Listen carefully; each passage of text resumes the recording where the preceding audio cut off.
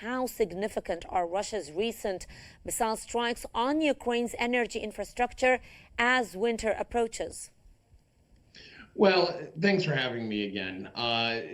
The recent attack by Russian military forces on the civilian infrastructure in Ukraine is nothing more than just a textbook war crime.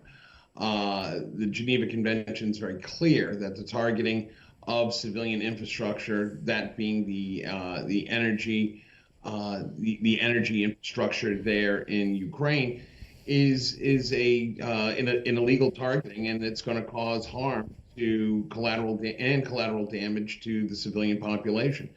I don't think that's going to be well received by the international community, particularly by European neighboring nations.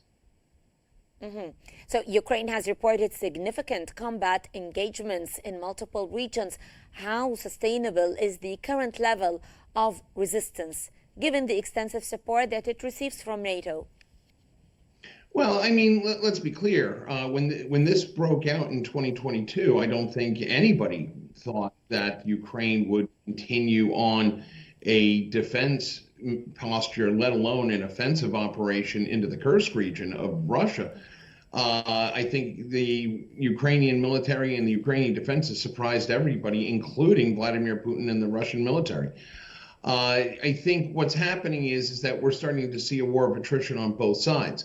The Ukrainians are slowly making some advancements and then being pushed back in other areas. We're starting to see, however, Russia starting to feel the pressure. We saw that with the fact that they brought in North Korean troops to engage in the northern regions of the Ukrainian front.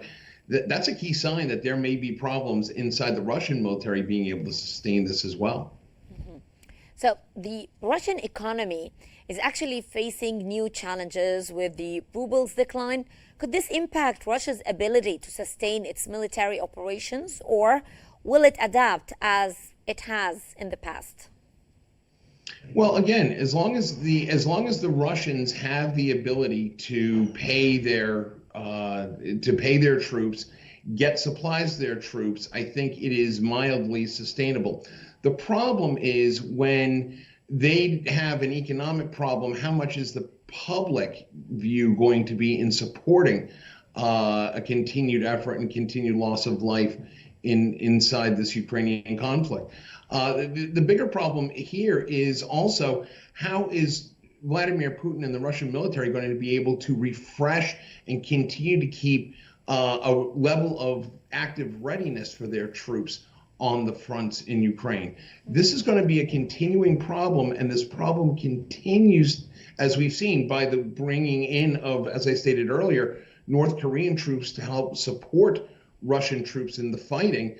This is a very serious problem that I think Vladimir Putin's going to have to take a very serious look inside as to what a solution might be and how quick that solution comes along.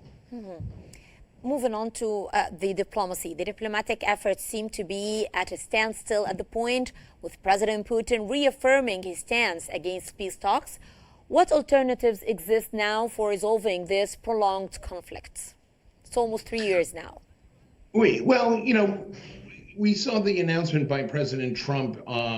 He, on Wednesday, named retired Lieutenant General Keith Kellogg, who was a former member of the National Security Council under Trump's first administration. He was also the National Security Advisor to Vice President Mike Pence back in the first administration.